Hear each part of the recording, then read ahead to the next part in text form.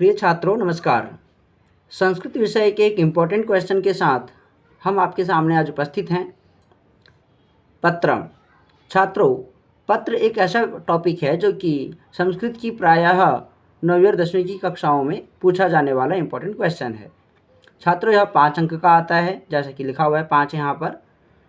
तो आपको इसे किस प्रकार से भरना होता है, किस प्रकार से क्या क्या सावधानियाँ बरतनी होती हैं, इस पर आज हम चर्चा करेंगे कि आप 5 में से 5 अंक लेकर के अवश्य आएँ।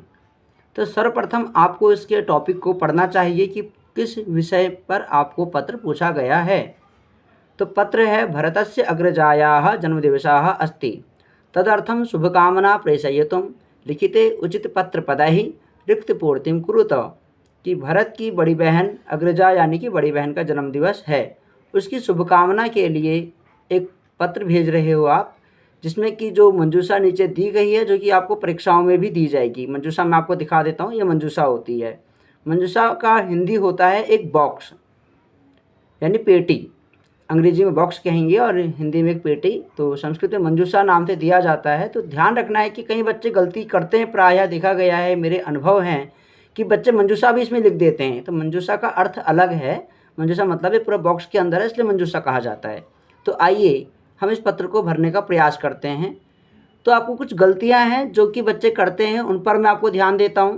गलतियां ये हैं कि बच्चे तुक्का मारते हैं कि क्या भर दिया जाए, कुछ भी भर दिया जाए, और तुक्के 100 में से 90% गलत होते हैं और बच्चे 5 में से 2, 1 नंबर से आगे नहीं जा पाते। तो हमें किस प्रकार से इसे करना है, तो हमने इसका पत्र का शीर्षक पढ़ लिया कि पत्र किस विषय पर है। तो अब हम इसको पढ़ते हैं कि ईटानगरम से भेजा हुआ है। फिर देखिए आपको रिक्त स्थान दिया हुआ है, दिनांक दिया हुआ है। फिर है आदरणीय सादरं शुभकामनाः, अहम अत्र अस्मि, आगामी रविवासरे जन्मदिवसः वर्तते, भवत्यै दीर्घम आयुः परमं सौभाग्यं च प्रददातु। भवती संस्कृतं प्रति अस्ति, अतः एकं संस्कृतकथा संग्रहं प्रेषयामि, माता पित्रोः प्रणमांजलि निवेदयतु। तो माता पिता को निवेदन कर रहा है अंत में, भवत्याः भरताः। तो इस प्रकार से यह आपके पत्र पूरे हुए। तो अब इसे भरा किस प्रकार से जाता है, तो इसके आप देखिए, मैं आपको सलाह दूंगा कि आप पेपरों में पेंसिल का प्रयोग करें और इसमें देखें कि कहाँ से आया है। तो देखिए ईटानगरम यानी कि ये कौन सा पत्र है आपका, अनौपचारिक पत्र है, जिसमें कि किसी ने बधाई संदेश भेजा हुआ है। तो ईटानगरम, इसके किस प्रकार से उत्तर लिखे जाते हैं, मैं आपको उत्तर लिखे हुए हैं मैंने, मैं उन्हें आपको पहले दिखा देता हूँ। आपको उत्तर इस प्रकार से लिखने हैं, पूरा पत्र उतारने की आवश्यकता नहीं है आपको, इस प्रकार से आपको उत्तर लिखने हैं। तो सबसे पहले आप देखिए कि एक अनौपचारिक पत्र है, तो देखिए कि कहीं ना कहीं से ये भेजा जाता है। तो नवोदय विद्यालय, पहला उत्तर क्या है इसका, नवोदय विद्यालय। मैं आपको यहाँ पे एक सलाह और दूंगा कि अगर आपको नहीं समझ में आ रहा है कि पहले में क्या है दूसरे में क्या है, तो आप देखिए किसमें क्या आ सकता है, ऑप्शनों को कम कीजिए, उन्हें काटना शुरू करिए। जैसे कि आपको लगता है यहाँ पर कि साधारण शुभकामना है, यहाँ पर मेरे को कुछ भी भर देना है, तो उसको काट दीजिए। उसको काटने से क्या होगा, आपके पास नंबर कम होते चले जाएंगे, फिर आपके लिए सरलता होगी। लेकिन बहुत ध्यान से, क्योंकि 5 नंबर का है, 10 मिनट अगर आप बर्बाद कर भी देते हैं तो 5 में से 5 लेकर के आएंगे। लेकिन बर्बाद भी उसलिए करना है कि आप इसे नंबर लेकर के आएँ। तो ईटानगरम पहले में मैंने आपको बताया क्या आ जाएगा, नवोदय विद्यालय से वह लड़का अपनी बहन को पत्र लिख रहा है। दिनांक आपको कुछ भी भर देना है, नहीं भी भरेंगे तो इसका कोई अंक नहीं काटा जाएगा, क्योंकि यहाँ पर कोई भी नंबर 2, 3 नहीं दे रखा। फिर है आदरणीय, इसमें देखिए क्या है, भगिनी यानी कि भगिनी यानी सिस्टर। फिर कहा उसने सादरम शुभकामनाः निवेदयामि, सादर शुभकामनाओं को मैं निवेदन कर रहा हूँ। फिर अहम अत्र अस्मि, मैं यहाँ क्या हूँ, अहम अत्र कुशली अस्मि, यहाँ पर देखिए दे रखा है कुशली। उत्तर इसलिए पहले लिखे हुए हैं ताकि समय की व्यर्थता ना हो, अहम अत्र कुशली अस्मि। फिर आगे बढ़िए, फिर क्या कहता है पत्र, आगामी रविवासरे जन्मदिवसः वर्तते, आगामी रविवार को जन्मदिवस है, किसका, भवत्याः, आपका, यानी कि स्त्रीलिंग में लिया गया शब्द है, आपका जन्मदिवस है।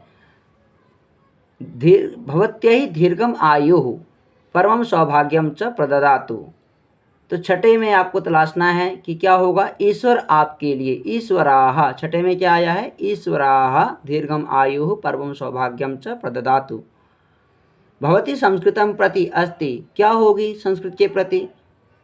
यहाँ पर आपको देखना है कि अगर आपको हिंदी भी समझ में आ रही है ना पत्र की, तो भी आप इसे आराम से कर सकते हैं। समर्पिता, क्या है, समर्पिता अस्ति, आप भवती यानी आप संस्कृत के प्रति समर्पित हैं। अतः एकम संस्कृत कथा संग्रहम प्रेषयामि, क्या कर रहा है वो, कथा को उपहार स्वरूपम प्रेषयामि, उपहार के रूप में उसे वह भेज रहा है। माता पित्रोः, माता और पिता को प्रणामांजलि निवेदयतु, माता पिता को प्रणाम जो कि हम अंत में करते हैं, कहाँ करते हैं, चरणयोः। तो आपको देखिए इसमें से जैसे भवत्याः चरणयोः कुशली, कुछ ऐसे शब्द मिलेंगे जो कि आप आसानी से इसमें भर सकते हो। तो 3-4 तो आप आराम से भरिए, फिर बचेंगे आपके पास 7, और उन्हें आराम से आप समझ करके पढ़ करके भर सकते हैं। अंत में पूछा गया है भवत्याः यानी आपका, अपनी बहन के लिए बोल रहा है, कौन होगा वह भेजने वाला। यहाँ पर देखना है आपको, नाम मिल जाएगा, नाम नहीं होगा तो अनुज यानी छोटा भाई। तो इस प्रकार से आपको पूरे पत्रों को इसी क्रम में उत्तरों को लिखना है। आपको क्वेश्चन नंबर माना 2 आया है, 3 आया है, यहाँ पे प्रश्न संख्या डाल देनी है आपको। प्रश्न संख्या डालने के बाद सीधा उत्तर, और 1 2 3 4 5 6 7 8 और 9 10, इस प्रकार से आपको पूरे इसी क्रम से उत्तर लिखने हैं। पत्र उतारने की कोई आवश्यकता नहीं है। पत्र उतारने का मतलब है आप अपने समय को बर्बाद कर रहे हैं। छात्रों, उस समय को अगर आप पत्र को पूरा पढ़ने पर लगाएंगे, ध्यान देंगे और पेंसिल से एक एक चीज़ सही लिखेंगे, क्वेश्चन पेपर पे ही लिख दें, तो मैं बिल्कुल आपको शुभकामना भेजता हूं कि आप 5 में से 5 अंक अवश्य ही लेकर के आएंगे। तो आज के लिए इतना ही। नमस्कार, अपना ध्यान दीजिएगा।